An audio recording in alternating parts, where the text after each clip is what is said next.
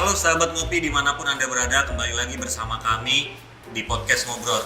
Kali ini kita ada di salah satu kafe di kota Tangerang, tepatnya di Mall Icon dengan nama Warung Tak Gentar. Salah satu pemiliknya adalah Purnawirawan Angkatan Darat, yaitu Bapak Sri Rajasa Chandra. Beliau mengusung tema di kafe ini dengan nasionalisme yang sangat tinggi menurut saya ya. Nanti kita banyak-banyak ngobrol dengan beliau.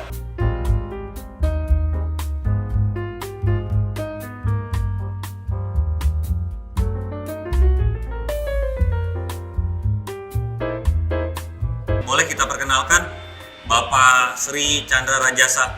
Ya. Om, silakan Om perkenalkan diri dan kenapa temanya di kafe ini beda daripada yang lain Om menurut saya Om. Makasih. Memang banyak orang, terutama juga media ya, yang mengatakan bahwa ini kafe yang pertama ya kan, bahkan di Indonesia ya kan, yang mengangkat tentang edukasi sejarah, ya kan, ada hiburan, ada kuliner. Nah, semua ini berangkat dari keprihatinan saya tentang pemahaman sejarah di kalangan generasi muda nih, ya kan. Begitu dangkalnya mereka memahami sejarah, karena kita tahu ya kan bahwa bangsa yang besar itu bangsa yang tidak pernah meninggalkan sejarahnya. Jadi kalau kita berani sekarang tercabut dari akar sejarah, ya kan, bisa dibayangkan ya kan, apakah Indonesia ke depan jadi tinggal sejarah kan gitu kan.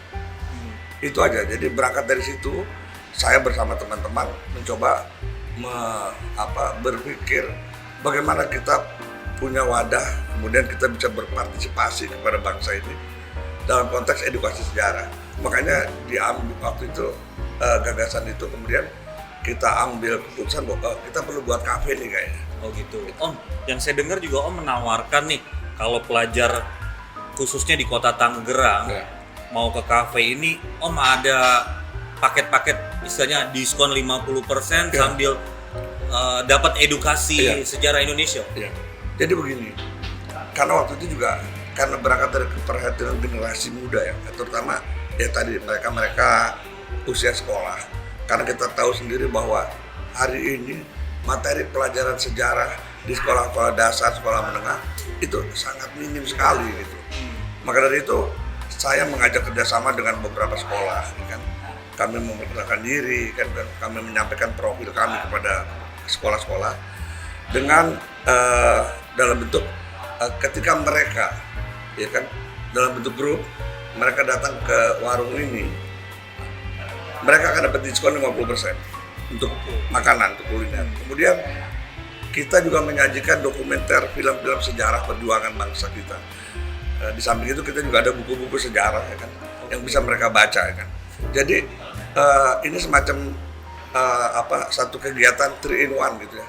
Artinya tiga materi kegiatan, edukasi sejarah, hiburan, dan kuliner kita Dapat kemas semua dalam ya. satu kegiatan gitu. Mungkin Menumbuhkan jiwa ya, nasionalisme. artinya gini, mungkin ini menjadi menarik Ya. buat anak-anak nih untuk memahami sejarah ketimbang dia hanya dengar dari bangku sekolah gitu ya. Nah, itu jenuh mungkin mereka. Tapi kalau di sini sambil ngopi, sambil mereka bisa karaoke, Sambil diskusi ya, ya. mereka juga bisa nonton tentang film dokumenter yang kami juga mendapatkan dari Perpustakaan Nasional. Dan termasuk buku-buku juga kita kerjasama dengan Perpustakaan Nasional. Unik ya Om. Artinya dengan Om pernah tugas di Angkatan Darat, artinya Om punya jiwa, bagaimana jiwa nasionalisme di anak bangsa nih semakin tinggi gitu ya, dengan keadaan sekarang kan anak-anak muda sekarang Iya. gadget, Lepas itu. Lah, iya kan, udah nggak lepas dari gadget sekarang. iya, makanya kalau kita lihat ya, mungkin hanya berapa persen kalau kita di persentase mereka yang kenal Pangeran Diponegoro, Jenderal Sudirman. Sekarang kan mereka poster-poster mereka juga poster-poster hero-hero barat gitu loh kan. Iya. Bahkan hero-hero yang artinya nggak pernah ada di dunia yang sebenarnya gitu. Nah maka dari itu saya pikir perlu ya, karena bukan apa-apa. Kalau kita lihat ya, di negara-negara maju ya, contoh seperti Amerika ya, itu direktur sejarah militer Amerika bintang 3, dan itu sangat bergengsi. Karena apa? Dialah yang menentukan kualitas jiwa korsa tentara Amerika ketika berperang dimanapun. Dia yang membangun semangat nasionalisme tentara Amerika ketika dia berperang dimanapun.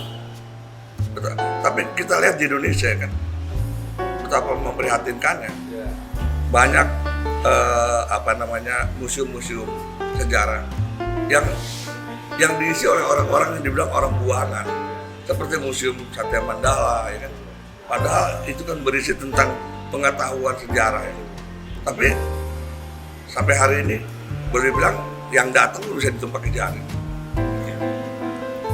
Oke, Bu Herman, saya juga mau melanjutkan beberapa pertanyaan nih sama Om Rajasa yang selain punya pemikiran aktivitas buka kafe yang nuansanya nasionalisme idealis tinggi, Yes. memang latar belakangnya Tentara bro. gitu kan. Masih kenceng ideologinya. Nah, kita juga dengar-dengar pernah ditugaskan di daerah yang memang sangat rawan, di daerah Aceh katanya. Nah, itu kapan, sampai kapan, berbagilah pengalaman buat anak-anak bangsa kita, anak-anak muda yang memang sekarang agak sedikit jauh dari sejarah. Ya. Buat numbuhin jiwa nasionalisme anak sekarang ya. Ya, saya harus kembali lagi rewind kan, kepada masa lalu yang gak enak. Setback, Iya, setback. Dan memang betul ya kan. Karena gini, jangan ada image kan bahwa operasi militer di Aceh pada saat itu melulu mengedepankan pendekatan bersenjata.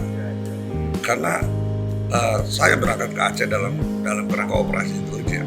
Cuma dengan pendekatan yang berbeda, pendekatan kesejahteraan. Memang agak aneh gitu loh kedengarannya, tapi itulah yang saya lakukan. Dan dengan resiko yang benar-benar luar biasa. Karena apa? Operasi yang dikemas dalam bentuk kesejahteraan, tentunya saya sama sekali gak ada yang bersenjata. Saya waktu itu semua perwira, 13 orang. Ya kan? Ada polisi pada masa itu masih gabung ya. Dan saya sebagai komandan tim waktu itu. Dan saya langsung masuk ke daerah basis GAM, enklave-nya GAM, di kampungnya Mujager Manap, di Pantun Labu pada saat itu. Daerah rawan gitu ya. Udah pasti. Dan kebetulan saya bisa diterima oleh Bang Sabrudin. Dia itu tokoh masyarakat, usaha juga, dan dia saudaranya Mujager Manap. Saya di situ saya tinggal, dan disitulah saya merencanakan satu kegiatan pemberian santunan kepada anak-anak yatim GAM, kepada janda-janda GAM yang miskin. Nah, kenapa saya bisa diterima saat itu? Karena satu, figur Bang Sab. Kemudian saya libatkan ulama besar, Abu Panton. Semua orang Aceh pasti kenal Abu Panton. Sehingga terlaksanalah kegiatan pemberian tabanas buat beasiswa anak-anak yatim. Cuma resikonya selesai acara itu saya dikejar sama tentara. Nggak sama tentara, karena mereka nggak tahu siapa. Ya. Nah inilah sebuah perjalanan tugas saya yang unik. Yang unik ya. Sampai akhirnya saya menyerahkan diri ke Korem. Tentara dikejar sama tentara sendiri. Di Korem. Kemudian muncullah pemberitaan. Ada provokator yang ditangkap gitu ya. Karena bekerja sama dengan GAM. 1 bulan. Namun demikian karena ada terlibatan dari Jakarta, akhirnya saya sempat dilepas. Nah, yang menarik pada saat itu, saya sempat berkenalan dengan Ibu Mujager Manap. Bahkan pada kesempatan tertentu, saya sempat bawa Ibu Mujager Manap berobat ke rumah sakit Korem. tahu apa yang terjadi setelah itu? Ibu Muzakir Manaf bilang sama Muzakir Manaf, kalau sama tentara yang lain boleh, kalau sama yang satu nggak gua aku anak kalau dia ada apa-apa. Sampai kayak gitu. Jadi Berarti Om Rajasa sempat diaku anak lah ya? Iya. Dianggap anak lah ya? iya. Nah ini nanti bisa dibuktikan pada saat perjalanan selanjutnya. Jadi pada saat itu, ketika saya tinggal di rumah Baksam, itu malam Muzakir Manaf Sofyan Daud tinggal di kamar sebelah. Subuh dia udah berangkat. Dan saya tahu itu, dia juga tahu. Gitu. Nah, ketika damai, itu saya ketemu Muzakir Manaf udah seperti ketemu saudara. Bahkan Muzakir Manaf dengan lugunya selalu mengatakan, Pak Rajasa nih saudara sekandung, cuman lain rahim. Bingung kan itu? Jadi waktu masuk ke sana Om tugas tahun 96 96. Masih dong. Masih dong. Masih dong. Masih dong. Kencang-kencangnya Iya. situasinya. Jadi komunikasi saya dengan mereka itu intens. Sehingga kalau saya mau nangkep kapannya bisa waktu itu. Cuman kan itu tadi bukan itu gitu. Karena saya berpikir, saya selalu sampaikan sama mereka bahwa kita ini sama-sama orang Islam, sama-sama orang Indonesia. Saya malu saya pakai tanda jasa, ya kan? Tanda jasa pernah operasi di Aceh malu. Karena apa? Karena ini membunuh bangsa sendiri loh. Itu aja gitu. Dan mereka tahu niat saya seperti apa di sana. Bahkan ketika pemberitaan ramai di sana tentang saya dibilang provokator, Muzakir Manaf sendiri yang membela saya kan. Tenang bang katanya. Aceh kita kuasai, bukan TNI, kita kurang ajar kan. Dari masuk 96 sampai ke 98. itu perdamaian tahun berapa? Waktu itu gini, 98 dom habis. Kan? Semua pasukan ditarik. Semua pasukan ditarik ke Kopassus. Jakarta. Iya. Tinggal tim saya masih di sana. Gitu. Dan situasinya chaos. Kalau tahu waktu itu yang ada di jalan-jalan yang sweeping, itu GAM bawa senjata. Sampai menjelang referendum Aceh, itu saya pikir udah merdeka tuh. Tapi inilah tipikal orang Aceh. Terus terang saya bilang, kalau mereka keras, kita hadapi dengan lembut, selesai. Waktu itu saya pikir merdeka, karena seluruh Aceh tumplek di Masjid Raya untuk menyatakan referendum. Begitu maghrib, bubar aja selesai. Nggak terjadi apa-apa, coba gila kan? Damai-damai aja. Ya. Gitu ya. Kemudian ya setelah itu kita berhadapan dengan musibah tsunami ya. Dan saya pun juga termasuk korban karena semua hilang, saya terbawa arus sampai 2 km. Tahun berapa tuh? Tsunami tahun berapa? Tahun 2004. 2004 ya. Nah, karena kondisi seperti itu, kemudian baru dijajaki proses perdamaian oleh Matti Ahtisaari waktu itu mantan presiden Finlandia. Dan berjalanlah proses perdamaian sampai akhirnya kita tangani MOU Helsinki ya. Kita berdamai. Tahun 2006 habis tsunami lah.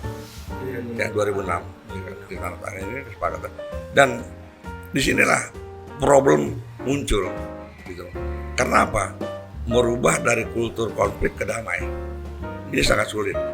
Nah inilah proses yang namakan proses reintegrasi ya. Di satu sisi tentaranya masih melihat GAM masih bawaan emosi, GAM juga begitu. Melihat sebaliknya ya. Apalagi pada saat itu GAM diberi kesempatan seluas-luasnya untuk mendapatkan pekerjaan, termasuk proyek-proyek mereka ya kan. Pokoknya pemerintah daerah mau rugi ke mau untung, yang penting mereka dapat kesempatan. Sistem ketatanegaraan di daerah juga beda kan? Iya, Khusus artinya Aceh. semua persoalan hukum diabaikan, segala macam semua diabaikan. Dan memang itu bagian daripada strategi ya, strategi untuk mereka juga bisa menikmati hidup yang layak. Gitu. Dan kita terus berlanjut kegiatan-kegiatan pemberdayaan masyarakat, seperti misalnya pembuatan kolam air deras yang nanti dikelola oleh GAM, pemberian bibit kerjasama dengan IPB, banyak sekali kita lakukan. Sampai tahun berapa tuh Om? Ya. Keluar dari GAM selesai dinas di Aceh, sorry. Sampai 2014. 2014 2014. Iya. Dan saya masih terus, tapi setelah itu saya nggak stay langsung di Aceh, pulang balik Jakarta. Saya kan waktu itu pada masa Irwandi, saya sebagai liaison officer pemerintah pusat untuk pemerintah Aceh. Oh, Sampai akhirnya Irwandi pun tertangkap. siap. Ya kan? Oke, Nah, seperti kita break dulu sebentar, ngopi lagi. Oke. Ini karena saya udah punya kedekatan sekali nih Om Biji sama Om Rajasa. Jadi saya manggilnya nggak bisa bro nih Om. Enggak Om. Ini kalau lihat pembicara Om tadi kan berarti pendekatan persuasif itu sangat penting ya. Ya. Dibandingin Ya. penekanan harus militer terus ya Om. Iya. Tapi nih Om, beberapa tahun lalu nama Om muncul juga nih karena ada keterlibatan Om membela Mas Narko nih Om. Oh iya, Nah, betul. boleh dijelasin nggak tuh Om? Saya agak rancu nih nanti takut salah menjabarkan lebih baik. Iya, iya. Pelaku sejarah. Betul. Iya. Jadi awalnya saya punya kedekatan pribadi dengan Pak Narko karena begitu lama sama-sama di dalam operasi pada saat itu. Pada saat beliau jadi ASOP, saya juga sama-sama. Pada saat beliau jadi Pangdam, saya juga tetap jadi anggotanya beliau. Nah kemudian ketika muncul tuduhan makar kepada Pak Narko, kemudian dilanjutkan dengan tuduhan penyelundupan senjata, ya kan? Pada saat itu saya lihat di TV saya lihat Pak Tito mengangkat barang bukti senjata yang saya yakin bukan itu. Maka dari itu kemudian saya ambil inisiatif, saya buat surat terbuka saya kepada Pak Menko Polhukam, kepada Kapolri dan kepada KSP untuk menjelaskan bahwa senjata yang diduga milik Pak Narko, ya kan, itu adalah senjata yang saya pribadi dapatkan di Aceh. Waktu itu 3 pucuk, 2 AK, 41, M16, laras pendek. Dan itu saya laporkan langsung ke Pak Narko, kemudian 2 senjata AK digunakan, yang 1 tadinya untuk tim keamanan Pangdam pada saat itu. Namun demikian senjata itu juga rusak. Dan beberapa kali mau diperbaiki ke Jakarta belum sempat. Pak Narko keburu pindah jadi Pangdam, saya juga keburu pindah menjadi di salah satu badan intelijen nasional. Nah, seiring berjalan waktu, tiba-tiba muncul masalah itu. Saya punya kewajiban untuk menjelaskan, apalagi setelah saya telusuri yang dikatakan bahwa itu senjata selundupan. Saya bilang bagaimana itu selundupan. Sekarang gini, pengertian selundupan itu kan sesuatu yang dikirim dari satu tempat ke tempat lain, ya kan, dengan cara ditutupi gitu loh. Tapi kan senjata yang diduga milik Pak Narko itu dibawa dari Aceh, sepengetahuan Absek Bandara, di sini sepengetahuan Chief Security Garuda. Nah, itu satu kejanggalan buat saya, sehingga saya menulis surat seperti itu. Dan pada saat itu sama sekali saya nggak punya kekhawatiran saya mau ditangkap. Yang jelas bahwa ada beberapa pertanyaan dari Menko Polhukam kepada saya. Itu tahun berapa tuh? Tahun 2019 ya.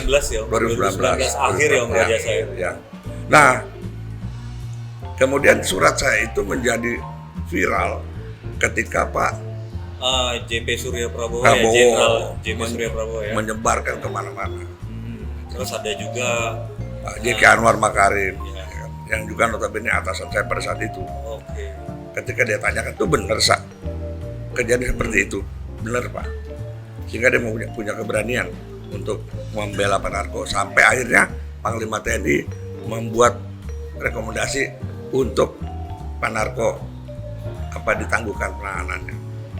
Namun sampai saat ini juga belum selesai, masih tergantung karena sudah pihak kepolisian mengirim kepada kejaksaan dikembalikan berkas Pak Narko.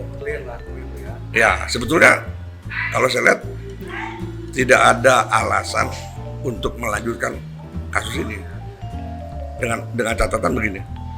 Beni, Kopral Beni saat itu yang membawa senjata itu ke Jakarta, itu sudah divonis, sudah menjalani penahanan, sudah selesai. Nah, hasil persidangan Beni dinyatakan bahwa itu inisiatif Beni sendiri. Oke. nggak ada kaitan sama Panarko. Jadi gitulah gambarannya. Kenapa saya ada di dalam persoalan Panarko? Karena saya merasa bahwa itu senjata saya dapat. Ya, jadi ada inilah. Ada Itu barang moral pribadi iya. Om yang terpanggil lah ya. Dan juga saya merasa begini.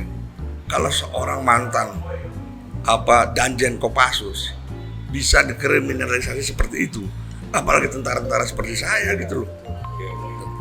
Sehingga saya punya kewajiban terpanggil ya untuk menjelaskan persoalan ini sejernih mungkin. Ini menurut saya nih Om Rajasa nggak cuma terpanggil masalah hal yang tadi nih, terpanggil juga jiwanya untuk ngebangkitin jiwa-jiwa anak muda untuk nasionalismenya lebih tinggi lagi, mencintai bangsa ini lebih sejarah. yes. Iya. Nah, makanya dibuatlah sama Om Rajasa nih kafe ini nih Om.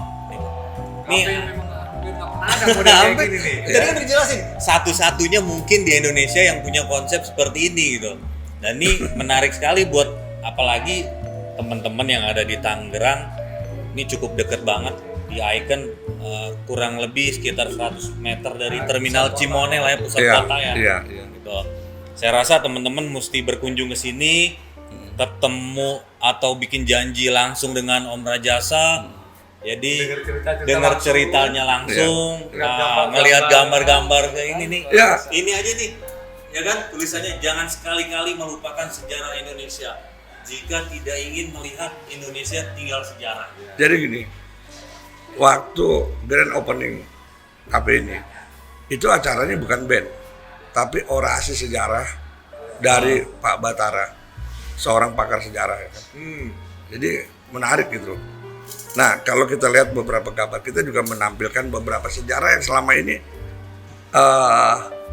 orang nggak pernah banyak tahu gitu loh. Bahwa sejarah perjuangan bangsa ini penuh berdarah-darah, ya kan, penuh perjuangan luar biasa. Ketimbang kita lihat di buku sejarah gitu loh. Masa diceritakan Pangeran Diponegoro berontak kepada Belanda karena tanahnya diambil Belanda cuma segitu. Padahal kan enggak. Contoh misalnya gini, 10 November, ya kan? Itu luar biasa, Pak. Itu perjuangan mempertahankan kedaulatan. Ya kan? Inggris, Belanda, bahkan Australia datang dengan satu divisi pada saat itu, Surabaya. Menghadapi rakyat Indonesia, ditambah cuma satu batalion tentara BKR pada saat itu. Habis. Inggris memenang Perang Dunia Kedua. Selama perang dunia di Afrika di mana-mana nggak pernah jenderalnya mati. Di Surabaya mati sama bonek. Sebetulnya 2 jenderal. Berarti keren ya. Sebetulnya 2 jenderal yang mati. Satu di pesawat. Itu jenderal administrasi, tapi jenderal lapangannya tadi Malabi mati. Sehingga sempat Inggris mengibarkan bendera putih, tapi para pejuang Surabaya tadi harus keluar. Nah, yang menarik lagi di sini, kenapa begitu heroismenya rakyat Surabaya, bahkan dari Jawa Barat sekalipun, itu datang ya kan? Itu bukan karena Bung Tomo, bukan, karena ada resolusi jihad dari Kiai Hasyim Asy'ari. Oh, luar biasa ya. Bahwa ketika Hasyim Asy'ari menyatakan resolusi jihad, artinya apa? Pokoknya sekitar 90 kilo apa ya dari musuh datang itu fardu kifayah, wajib gitu loh, ya kan? Coba yang di situ yang membagikan itu banyak anak-anak pesantren pada saat. Nah, kenapa bisa melakukan perlawanan? Nah, ini kembali lagi kepada masalah kekeliruan intelijen Inggris dalam membuat analisa.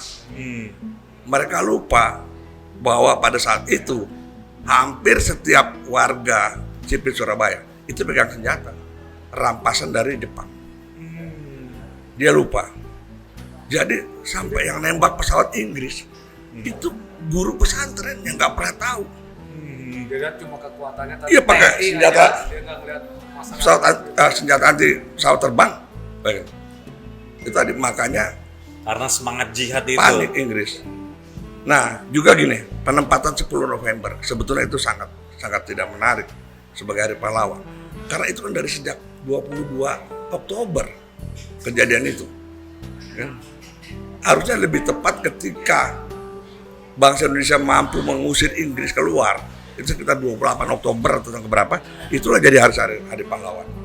Bukan 10 November itu Inggris datang dengan armadanya, memberi ultimatum, menyerahkan pelaku pembunuhan Malabi, nggak ditanggapi, dibombardir Surabaya habis-habisan melalui laut, melalui udara.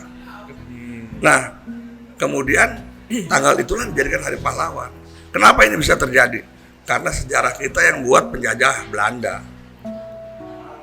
Karena gini, saya pernah baca sejarawan Prancis, Indonesia itu ironi, sejarahnya dibuat oleh penjajah, makanya nggak ada heroisme sama sekali, ya kan? Dan banyak keunggulan bangsa ini pada masa lalu ya.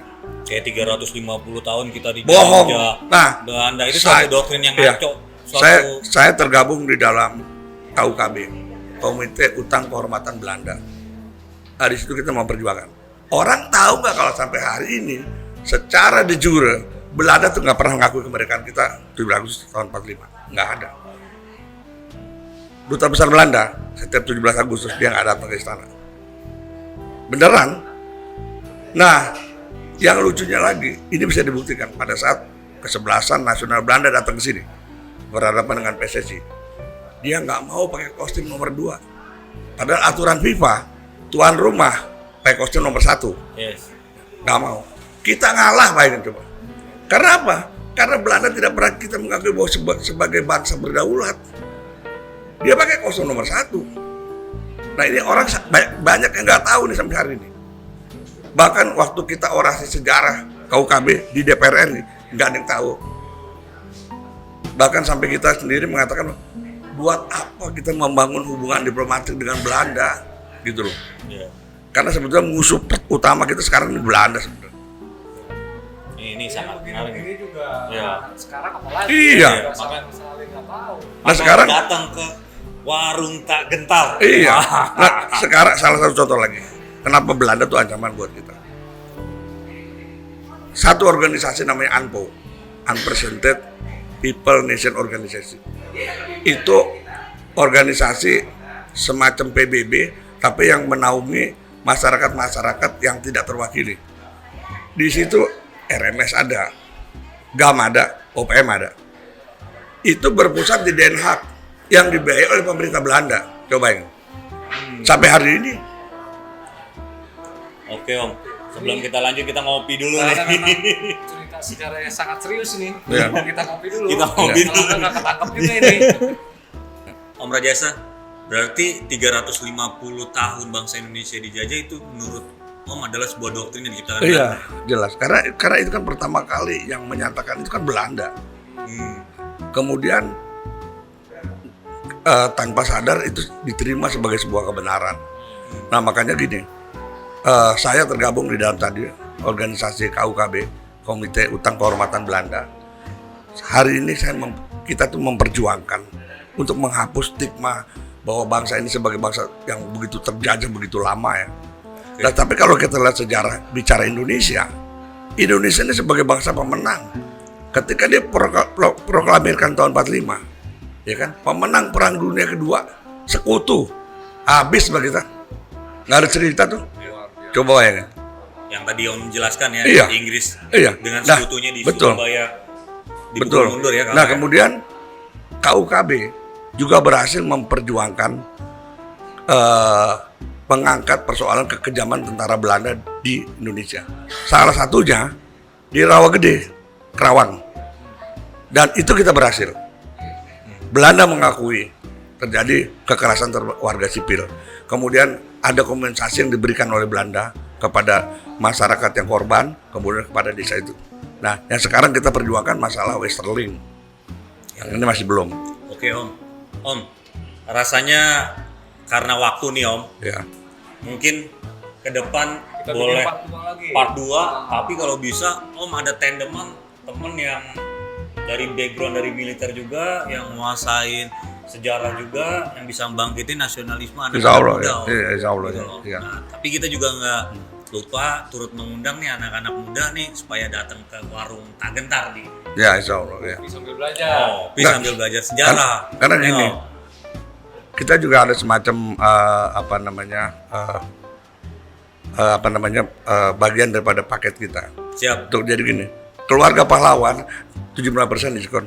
Gitu, tetangganya pahlawan 50% diskonnya. Mantap, luar biasa. Dan yang menarik lagi di sini begini, dalam seminggu kita memberikan pertanyaan-pertanyaan tentang sejarah kepada yang datang. Hadir itu anak. Ketika dia bisa jawab, dia free. Oh gitu, Iya, free. iya, Free plus dapat hadiah kali Om nanti ke depan. bisa jadi. Kalau kebun nanya jangan sulit gitu. Iya. Ntar kita datang, Mbak. Nah, gue ngaku juga tetangga gue pahlawan. Oke, sahabat ngopi bro, untuk kali ini kita tutup. Jangan lupa subscribe, share, komen channel kita. Oke, terima kasih.